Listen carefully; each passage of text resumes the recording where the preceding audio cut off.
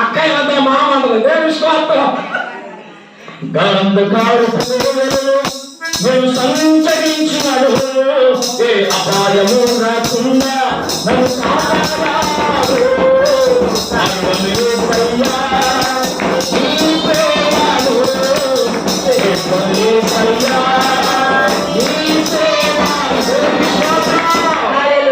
మన keyboard master మంచిగా వాడుతున్నారు. దేవుని స్తోత్రం అండి.